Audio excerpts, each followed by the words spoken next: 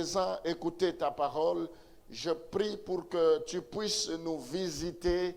Je prie pour que tu puisses nous parler. Je prie pour que tu puisses nous enseigner. Je prie, Seigneur, pour que ce matin, que tu puisses nous donner un rhéma, que tu puisses nous donner une révélation qui va nous réconforter, qui va à nouveau nous donner l'espoir, qui nous poussera de nous accrocher, de continuer à te faire confiance. Sois béni à jamais. Au nom de Jésus, nous t'avons ainsi prié. Amen. Amen.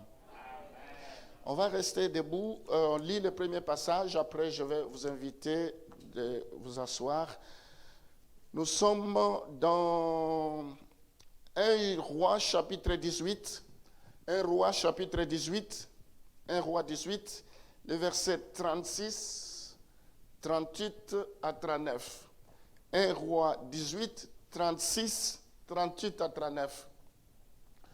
Au moment de la présentation de l'offrande, Élie, le prophète, s'avança et dit, « Éternel, Dieu d'Abraham, d'Isaac et d'Israël, que l'on sache aujourd'hui que tu es Dieu en Israël, que je suis ton serviteur et que je fais toutes ces choses par ta parole. » Le verset suivant, 38 à 39. Et le feu de l'Éternel tomba et il consuma l'holocauste, les bois, les pierres et la terre, et il absorba l'eau qui était dans le fossé. Quand tout le peuple vit cela, ils tombèrent sur leur visage et dirent, c'est l'Éternel qui est Dieu, c'est l'Éternel qui est Dieu. Amen. Est-ce qu'on peut applaudir pour la parole du Seigneur? Merci beaucoup, que Dieu vous bénisse. Je vous invite à vous asseoir. Gloire au Seigneur. Alors, maintenant c'est le temps de la parole. Si vous pouvez me suivre attentivement. Ce matin, j'aimerais continuer avec le même sujet que j'ai commencé. Aujourd'hui, c'est pour la troisième partie, la troisième intervention sur le sujet. Donc, le sujet de ce matin est intitulé « Comment Dieu parle à l'homme ». Nous voulons voir comment Dieu parle à l'homme. Comment Dieu parle à l'homme.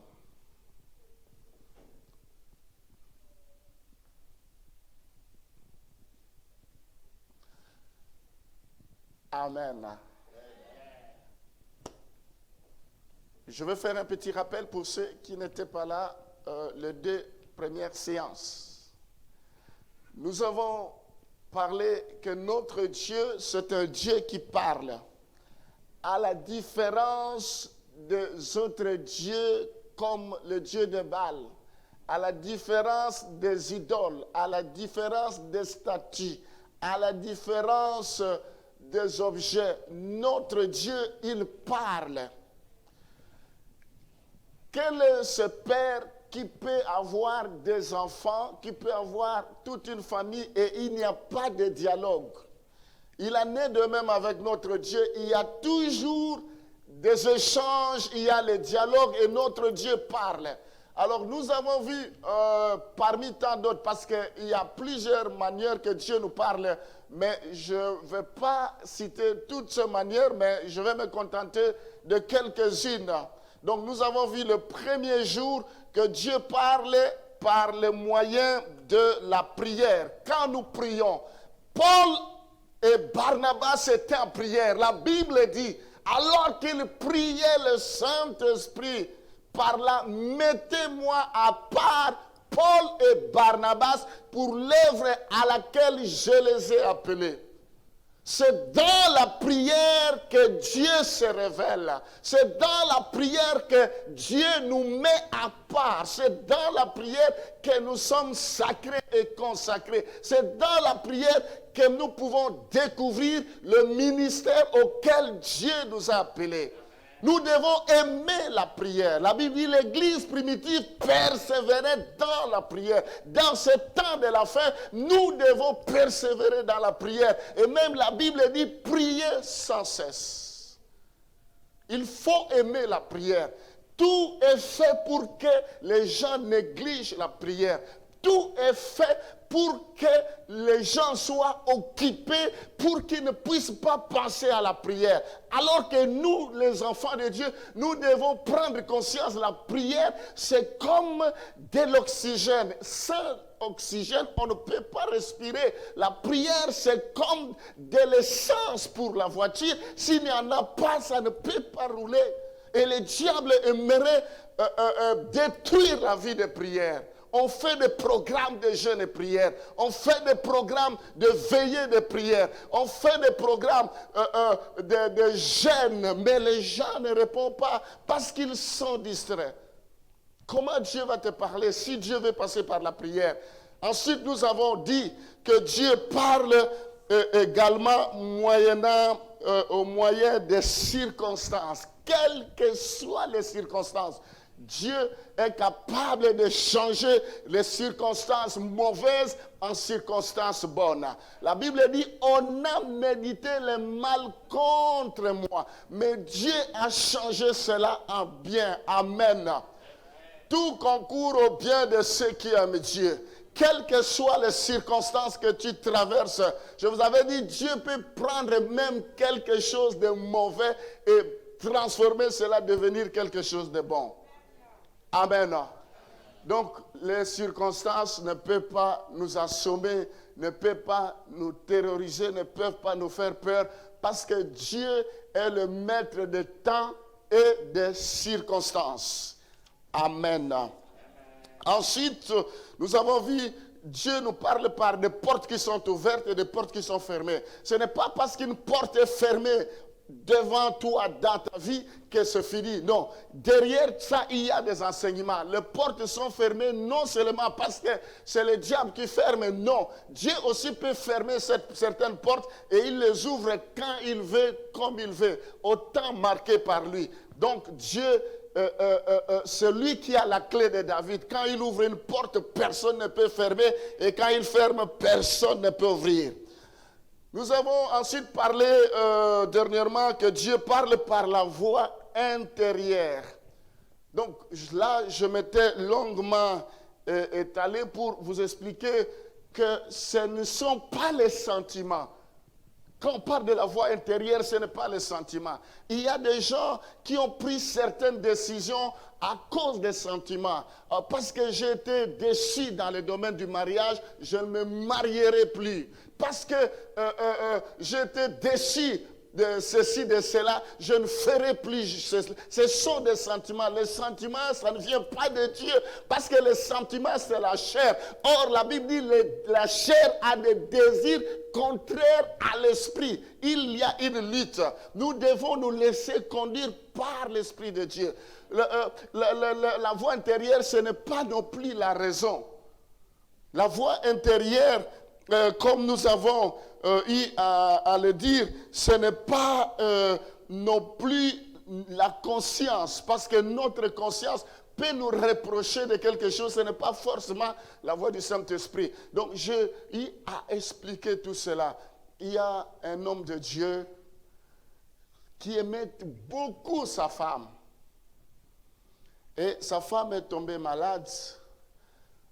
C'était le cancer très avancé, on priait, et le pasteur, il était président d'une fédération, je ne vais pas trop m'étaler parce que je suis en direct, il peut se retrouver ou certains connaissent l'histoire, et il a écrit une lettre, moi je l'avais reçue parce qu'à l'époque je faisais partie de cette fédération. Il a dit, en accord avec mon épouse, si mon épouse décède, je ne me marierai plus jamais, je resterai fidèle à mon épouse. Il a écrit à tous les pasteurs. Et il ne voulait rien entendre. Mais il est allé dans un ministère, dans une église, Rehoboth, là où je suis allé prêcher, dernièrement à Brazzaville. Et ils avaient invité ce jour-là un prophète qui venait d'une autre ville, d'un autre pays. Alors le prophète ne connaissait ni ce pasteur-là, ne connaissait pas son problème, et il ne connaissait pas, il s'était invité, il est venu.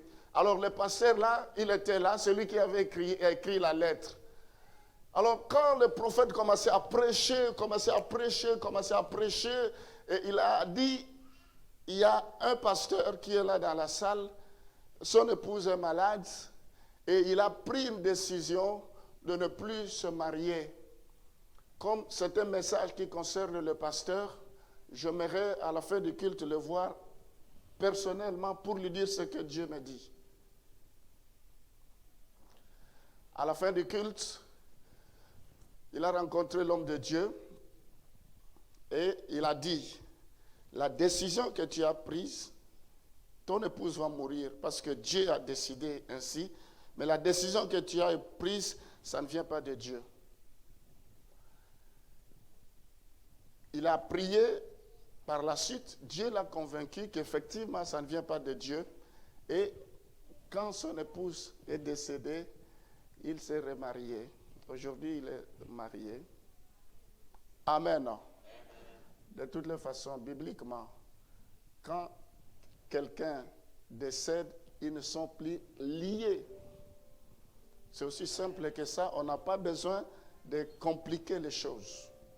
En cas de décès, il n'y a plus union. Amen. Donc, je voulais juste attirer votre attention par rapport aux sentiments, par rapport à des raisons, par rapport à la conscience. Alors, on ne va pas s'attarder sur ce que nous avons vu la fois dernière, mais aujourd'hui, on va commencer maintenant pour ce qui est prévu. Donc, si on peut remettre le texte que nous avons lu, 1 Roi chapitre 18. Ici, il s'agit d'Élie. Alors, la première chose ce matin que j'aimerais vous dire, Dieu parlait au moyen de miracles. Dieu parlait au moyen de miracles. Comment tu peux savoir que Dieu te parle quand il fait un miracle? Nous avons écouté un témoignage il y a quelques dimanches en arrière que la sœur Edna avait témoigné. Ça montre que Dieu l'a exaucé, que Dieu l'a visité. Ça montre que Dieu est avec lui. Élie, il a fallu qu'il s'assure que Dieu est avec lui. Parce qu'il y avait des gens qui n'arrivaient pas à se déterminer. Ils clochaient ça et là. Il avait un pied dedans, un pied dehors. Il y avait la confusion.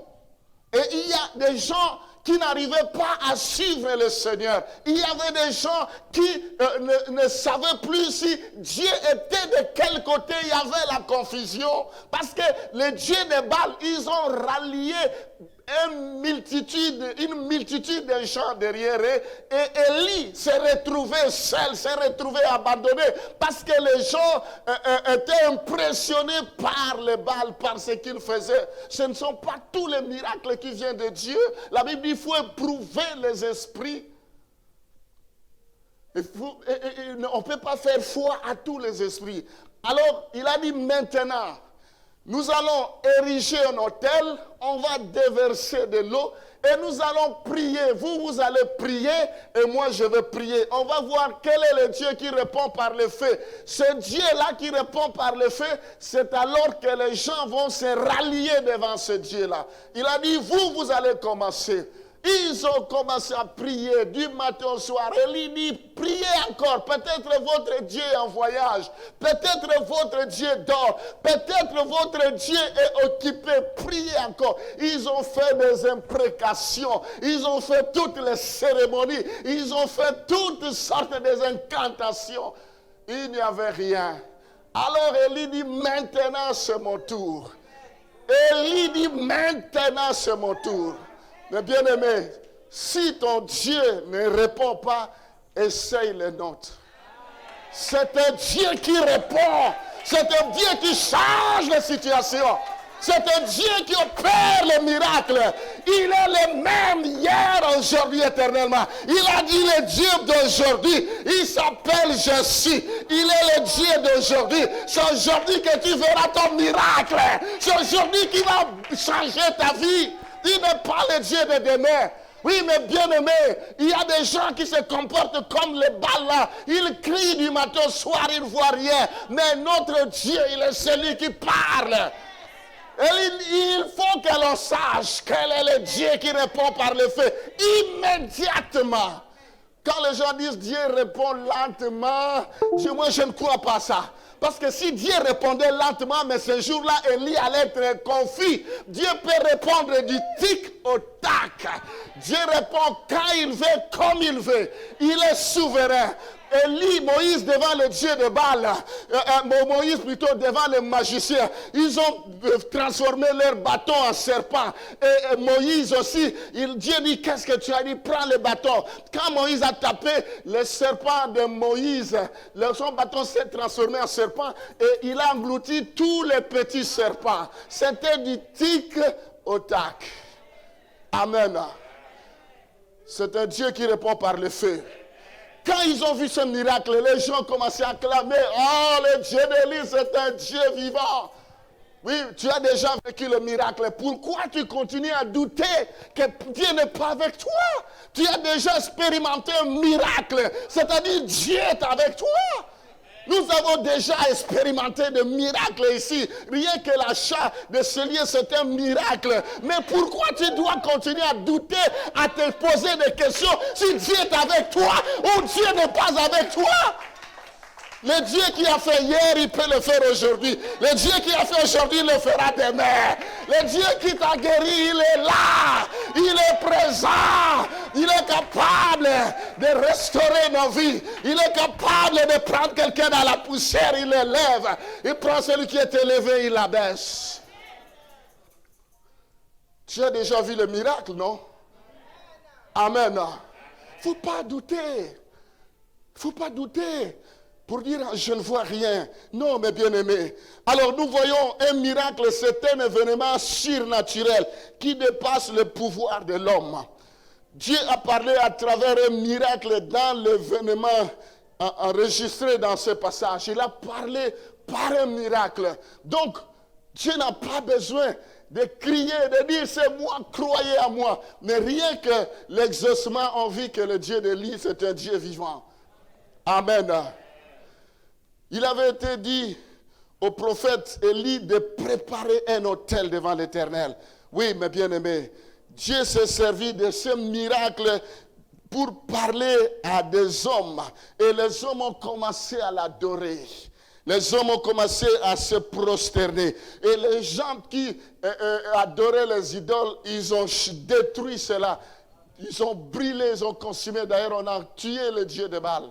Tout le Baal. Amen. C'est un Dieu de miracles. Rappelle-toi de tous les miracles que tu as déjà expérimentés dans ta vie. Dieu est avec toi. Ce n'est pas parce que dans un domaine, tu n'as encore rien vu que tu penses que ce Dieu-là ne t'entend pas, que ce Dieu-là ne t'écoute pas, que ce Dieu-là n'est pas avec toi, que ce Dieu-là ne fait rien. Non, il est vivant. Il est mort, il est ressuscité. Le mien, il est vivant toujours. En 2022, tu verras la gloire de Dieu. En 2022, tu verras le soleil levant se levera dans ta vie. L'étoile brillante du matin brillera dans ta vie. Parce qu'il est vivant. Amen. C'est un Dieu de miracles. Il faut croire au miracle. Dieu peut changer ta vie. Dieu peut chasser, révoquer toutes sortes de malédictions dans ta vie, toutes sortes de mauvaises sortes, tout ce que les gens ont prononcé contre toi, que tu ne vas pas réussir. Dieu est capable de balayer cela au nom de Jésus. Amen. Exode chapitre 13, les versets 21 à 22. Exode 13, le verset 21 à 22. L'Éternel allait devant eux le jour dans une colonne de nuée pour les guider dans leur chemin, et la nuit dans une colonne de feu pour les éclairer, afin qu'ils marchassent jour et nuit. La colonne de nuée ne se retirait point de devant le peuple pendant le jour, ni la colonne de feu pendant la nuit. Amen. Nous voyons ici que Dieu s'est révélé, il a révélé sa volonté par ce miracle dans la nature. Une colonne de feu les accompagnait la nuit et une colonne de nuée les accompagnait le jour. C'était la présence de Dieu. Oh, moi, Dieu ne me parle pas. Moi, je ne vois rien, mais Dieu fait des miracles. Pourquoi tu cherches encore que Dieu te parle alors qu'il y a déjà des signes, des miracles qui s'opèrent au milieu de toi? Les gens sont incrédules. Ils veulent toujours, mais ils remettent en cause ce que Dieu fait au quotidien dans leur vie. Les miracles sont là. Il n'y a personne ici qui peut dire Dieu n'a pas encore fait un miracle dans sa vie. C'est un Dieu de miracles. Amen. Alors, il y avait la présence de Dieu. La Bible dit, les enfants d'Israël, quand ils ont vu cela, ils se sont rendus compte qu'il y avait une directive de la part de Dieu, que Dieu marchait avec eux dans le désert, que Dieu ne pouvait jamais les abandonner. Il dit, je ne te délaisserai point, je ne t'abandonnerai point, je serai avec toi jusqu'à la fin du monde. Nous devons croire à la parole de Dieu parce que Dieu nous parle aussi à travers de sa parole. Même si je n'ai pas encore parlé de comment Dieu parle à travers de sa parole, mais nous devons comprendre que Dieu est dans sa parole. Quand nous lisons la parole de Dieu, c'est Dieu qui nous parle. La Bible dit au commencement était la parole. Et cette parole s'est fait chair et cette parole était Dieu. Cette parole, c'est Dieu qui nous parle. Alors Dieu... Quand nous lisons la parole de Dieu, c'est Dieu qui nous parle. Amen. Les chrétiens d'aujourd'hui n'ont pas le temps de lire la parole de Dieu. Ils n'ont pas le temps de méditer. Ils n'ont pas le temps. Ils sont trop pris. C'est dommage. Alors, ça, c'était la première chose. Dieu parle par le miracle. As-tu déjà vu un miracle dans ta vie? C'est Dieu qui t'a parlé. La Bible dit, si ils ne croient pas au premier signe, ils ne croient pas au deuxième signe, ils croiront au dernier signe. Dis Amen. Amen. Tes ennemis, même s'ils ne croient pas à ce que tu fais, ils ne croient pas à ce que Dieu te fait, ils finiront par croire. Parce que Dieu continuera à agir encore. Parce que Dieu continuera à les confondre. Alors ça, c'est la première chose. La deuxième chose, 1 Corinthiens chapitre 14, le verset 2. Dieu parle par le moyen des dons du Saint-Esprit, les dons spirituels. Dieu parle par le moyen des dons spirituels. Ici, on va d'abord découvrir quelque chose. Donc, les dons spirituels sont également utilisés par Dieu pour parler à l'homme. Les dons spirituels. La Bible dit, mettez au service des autres les dons que vous avez reçus. En effet, celui qui parle en langue ne parle pas aux hommes, mais à Dieu. Car personne ne comprend, c'est en esprit qu'il dit des mystères. Le parler en langue, c'est un don spirituel. Dieu peut passer par ces dons-là. Rashamana Santa Rababa. Le baptême du Saint-Esprit. Tu n'as pas besoin d'étudier l'alphabet de l'Esprit, ça n'existe pas. Tu n'as pas besoin d'être initié, mais il faut que tu prépares ton cœur. La Bible dit, vous recevrez le Saint-Esprit. Vous recevrez une puissance. Le Saint-Esprit surviendra sur vous. C'est lui qui baptise du feu et du Saint-Esprit. Jean-Baptiste dit, moi je vous baptise d'eau, mais il y a quelqu'un qui viendra qui est plus supérieur que moi. Je ne suis même pas prêt d'ouvrir ses chaussures. Lui, il vous baptisera du feu et du Saint-Esprit. Amen. Quand je prie en français, l'ennemi peut entendre. Quand je prie dans ma langue, l'ennemi peut entendre. Mais quand je prie en esprit, Racha Mana Santa, le diable n'entend rien. C'est en esprit que je parle, c'est à Dieu que je parle. Nous devons privilégier beaucoup cela. La Bible dit, Dieu parle de... La Bible dit, faites en tout temps plutôt toutes sortes de prières.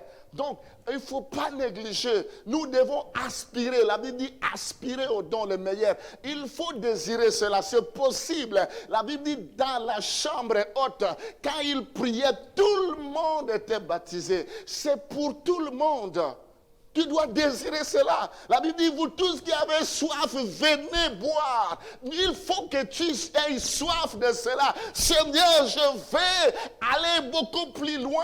Je veux que tu me baptises du feu du Saint-Esprit. Tu verras que ça va descendre et tu vas commencer à parler. Non, on ne parle pas la même chose, répéter Rachamama. Non, non, non. On est en train de prier. Les dons du Saint-Esprit. Amen.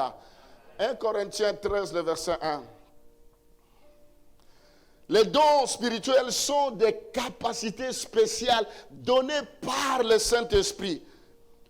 Plusieurs de ces dons nous permettent de recevoir une communication de Dieu. Quand je parlerai des langues des hommes et des anges, si je n'ai pas la charité, je suis un rein qui résonne et une cymbale qui retentit. Donc ici, c'est la première partie que je voulais partager avec vous. Il dit, quand je parlerai les langues des hommes et des anges. Donc, il est conscient qu'on peut parler les langues des hommes. Quand je prie en français, je prie dans ma dialecte, je prie en anglais, je parle les langues des hommes. Mais aussi, je peux parler les langues des anges. Le parler en langue. C'est une prière efficace. C'est une prière qui perce. Il y a des gens qui négligent cela. Il y a des gens qui ne font aucun effort pour qu'ils puissent franchir par là. Il est important, c'est à notre service. Il faut que nous puissions demander cela. Donc, il y a un don de langue à travers lequel Dieu parle à l'homme dans une langue qu'il ne connaît pas. La Bible dit, celui qui parle la langue, parle à Dieu. Il s'édifie lui-même. C'est-à-dire, il y a deux sortes de langues. Il y a une langue que tu t'édifies toi-même, tu parles à Dieu, et il y a une autre langue qui est un message. Et là, il faut absolument qu'il ait une interprétation. Il faut qu'il ait une interprétation, soit celui qui libère cela interprète, soit dans l'église, celui qui a le don d'interprétation puisse interpréter ce que celui qui parle la langue. C'est comme ça la Bible dit que l'un prie et que l'autre interprète. Donc il faut que ça se passe en ordre. Amen. Donc Dieu parle par les dons spirituels. Mais moi, je ne sais pas comment Dieu parle. Mais tu as des dons spirituels ou tu ne les as pas? Dieu nous parle même par des dons spirituels. Et parmi les dons spirituels, c'est toute une liste. Donc, le don de parler en langue s'ensuit toujours d'une interprétation venant de Dieu pour traduire le message. Donc, la langue de prière de l'Esprit Saint est également utilisée par l'Esprit et cela nous guide vers la volonté de Dieu. Il est important de prier, de passer du temps en langue. Il est important de prier en langue. De prier, parce que c'est une grâce, c'est une faveur. Paul dit, je désire que tous parlent en langue. Tous sont-ils prophètes? Non. Tous sont-ils apôtres? Non. Tous sont-ils... Mais à ce qui concerne ces dons, Paul dit, je désire que tous parlent en langue. Et il dit, moi-même, je le fais par excellence. Il ne faut pas négliger les dons spirituels. Ça va t'amener un plus. Ça va impacter, influencer ta vie. Alors, au-delà de ça, Romains chapitre 8, le verset 27. Donc, et celui qui sonde le cœur connaît quelle est la pensée de l'Esprit, parce que c'est selon Dieu qu'il intercède en faveur des saints.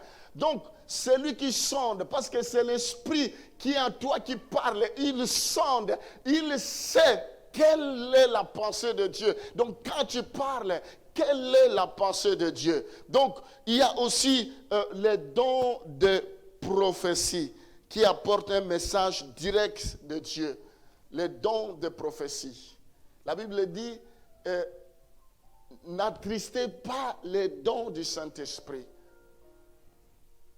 Nous sommes au temps de la fin. La Bible dit, dans les derniers jours, je répandrai de mon esprit sur toute chair, dans le livre de Joël.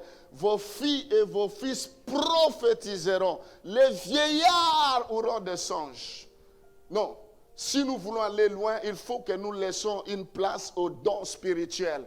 Il y a des gens qui ont enterré leurs dons. Dieu va vous dire, qu'est-ce que vous avez fait des dons que vous avez reçus? C'est enterré. Tu as reçu les dons de prophétie. Tu as reçu les dons de discernement des esprits. Tu as reçu les dons de paroles de connaissance, paroles de sagesse. Il faut les mettre au service de l'Église. On ne reçoit pas les dons pour soi-même.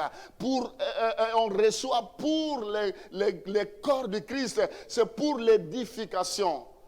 Amen. Les chrétiens ne veulent pas aspirer aux dons. Les chrétiens ne veulent pas servir Dieu avec leurs dons. Il y en a qui ont reçu les dons, ils gèrent les dons comme bon leur semble. C'est quand il veut, c'est comme il veut. Mais nous les recevons pour l'avancement de l'œuvre de Dieu. Donc, il y a plusieurs événements surnaturels dans le texte d'Élie que nous avons lu. On va lire encore 1 Roi chapitre 19, les versets 11 à 12.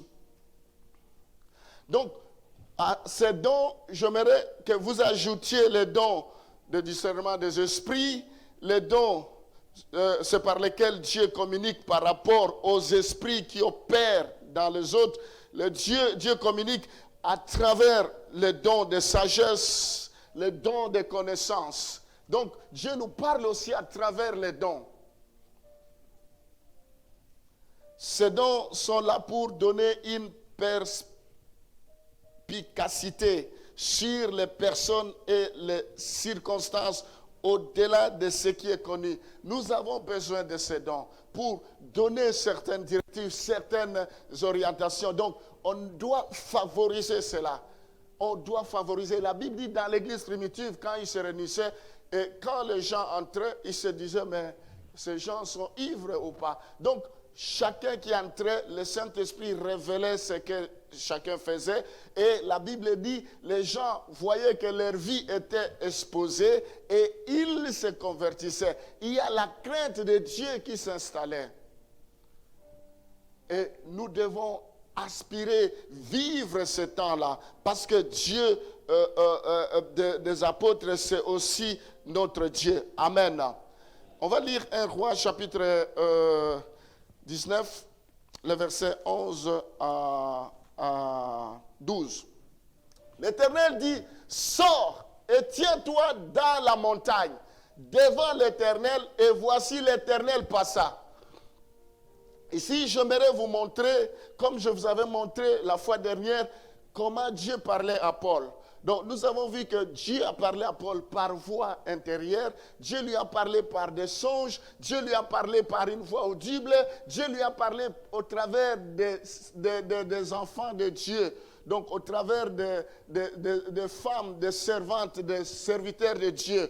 Donc, Dieu peut te parler au travers des chrétiens, d'autres chrétiens qui ont la maturité, qui ont l'expérience. Dieu peut nous parler. C'est à nous d'être sensibles, de savoir où Dieu nous parle. Alors donc, nous ne devons pas avoir seulement un seul système pour dire Dieu me parle toujours de telle manière et si je ne vois pas cela, Dieu ne m'a pas parlé, on est insatisfait. Non, Dieu peut aussi utiliser un autre moyen. Donc, nous allons voir aussi dans la vie d'Élie, je vais terminer par là, parce que je ne saurais pas vous parler comment Dieu a parlé dans la vie de David. On va voir dans la vie d'Élie comment Dieu lui a parlé. Nous avons vu qu'Élie, c'est un homme de feu. Dieu lui a parlé, le feu est descendu. L'Éternel dit, sors et tiens-toi dans la montagne devant l'Éternel. Et voici l'Éternel passa. Et devant l'Éternel, il y eut un vent fort. Donc, Élie avait l'habitude de voir un vent fort parce que Dieu lui-même, c'est un vent. La Bible dit, celui qui est né de l'Esprit, il est comme un vent. On entend d'où ça souffle, on ne sait pas d'où ça vient et d'où ça va. Et Dieu parlait par le vent. Ensuite, le vent, c'est parmi les choses qui sont naturelles, qui sont très puissantes. Vous voyez aux États-Unis comment les maisons sont détruites, comment le vent, quand ça passe, c'est terrible. Ça montre la puissance de Dieu. Ça, ce n'est que l'ombre des choses à venir. Si Dieu veut apporter une solution dans ta vie, il va le faire parce qu'il est puissant, parce qu'il est le créateur de toutes choses. Nous ne devons pas limiter Dieu. Notre Dieu, il est puissant que le vent que nous voyons. Dieu est capable de souffler dans ta vie et les choses se mettent en place. Élie attendait que Dieu va passer par le vent. Dieu dit, arrête-toi, regarde comment je vais passer. Le vent soufflait. Il croyait que c'était Dieu. Ensuite, il y eut un vent fort et violent qui déchirait les montagnes et brisait les rochers. L'Éternel n'est pas dans le vent. Alors qu'il y a des endroits où Dieu lui parlait par le vent. Mais curieusement, malgré qu'il y avait tous ces signes que Dieu était derrière, Dieu n'était pas là. Ensuite, l'Éternel n'était pas dans le vent. Et après le vent, ce fut un tremblement de terre. Alléluia. En 2022, il y aura des tremblements de terre dans ta vie. Quand Jésus est mort, il y avait un tremblement de terre. Tes ennemis vont sentir le tremblement de terre de ce que Dieu va faire dans ta vie. C'est-à-dire, ils seront stupéfaits parce que Dieu va les confondre. Dieu va réduire tes ennemis en néant. Il y avait un tremblement de terre, un tremblement de terre. L'Éternel n'était pas dans le tremblement de terre. Voilà. Quand on est habitué à un système, on veut que Dieu parle toujours avec le même système. Ici, Élie était confus. Pas dans le vent, pas dans le tremblement de terre. On continue le verset 12. Et après le tremblement de terre, un feu. Alors qu'il venait de voir le feu descendu du ciel, c'était un homme de feu. Tout flamme, tout feu. Alors le feu descendit. Un feu, l'Éternel n'était pas dans le feu. Il n'y avait rien, ni dans le feu. Et après le feu, un murmure doux et léger. Amen. Amen. Des fois, nous cherchons le spectacle. Mais un murmure doux et léger. C'est comme ça que Dieu a choisi de parler ces jours-là. Je vous ai dit, j'ai beaucoup insisté sur la voix intérieure. Paul n'a pas dit que Dieu m'a parlé par prophétie, m'a pas parlé par vision, mais il dit, j'ai eu une conviction. Le Saint-Esprit a parlé à mon intelligence, a parlé, donné un témoignage à mon esprit. Et je dis que nous allons traverser, il n'y aura pas de perte des hommes, mais il y aura quand même quelques pertes de garnison. Nous allons perdre quelques effets. Et tel qu'il a dit, ça s'est réalisé. Les gens entendent seulement quand l'homme de Dieu dit, ah, je reçois les prophéties, maintenant tout le monde ouvre grandement les oreilles. Qu'est-ce qu'on va dire? Mais quand l'homme de Dieu dit, Dieu me dit, la main de Dieu sera sur toi en 2022. Ah non, comme il n'y a pas derrière la formule prophétie, non, Dieu n'a pas parlé. Nous sommes des esclaves de prophétie. sommes des esclaves, c'est comme ça. Dis-moi, qu'est-ce que Dieu a dit? Alors, ils sont obligés de fabriquer pour satisfaire ton ego. Je ne suis pas contre les prophéties, hein, parce que moi, je crois à ça aussi. Amen. Mais ici, un murmure doux et léger. Est-ce que ce matin, Dieu peut murmurer quelque chose sur ton oreille? Est-ce que ce matin, tu peux dire, en tout cas, j'ai entendu un bruit léger et doux. Dieu m'a parlé. Peut-être Dieu n'a pas fait des choses extraordinaires, mais il a déposé quelque chose dans ta vie ce matin. Moi, je veux que nous puissions travailler notre esprit, comme je vous disais le dimanche dernier. De la même manière que nous travaillons notre intelligence, on va étudier à l'école pour travailler notre intelligence. Nous allons faire le sport pour travailler notre santé, mais aussi on peut développer son esprit. On développe l'esprit en lisant la parole de Dieu, en priant, en cherchant la face de Dieu. On devient sensible. Amen. Alors ici, nous voyons qu'une fois Élie eut une expérience unique qui illustra l'importance de connaître la voix de Dieu. Élie aurait pu se tromper par le feu. Il aurait pu se tromper par le feu. Il aurait pu se tromper par le vent. Mais comme c'était un homme spirituel, Dieu n'a pas parlé derrière tout le système, mais il a utilisé un murmure doux et léger. Amen. Ce matin, j'aimerais que Dieu te parle d'une autre manière. Ce matin, j'aimerais que tu perçoives les choses de l'esprit d'une autre manière. Parce que c'est un Dieu de multiformes. C'est un Dieu qui a plusieurs méthodes s'il veut nous communiquer sa volonté. Amen. Donc Dieu a parlé d'une voix douce et légère. Cela aurait pu être soit une voix audible, cela aurait pu être soit une voix silencieuse, mais une voix douce, une voix légère. Il a utilisé une voix douce, une voix légère, il a utilisé le murmure. Amen.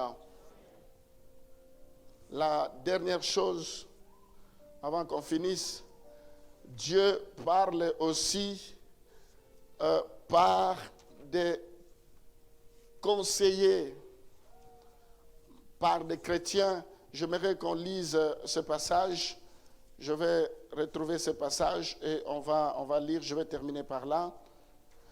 Proverbe chapitre 11, le verset 14.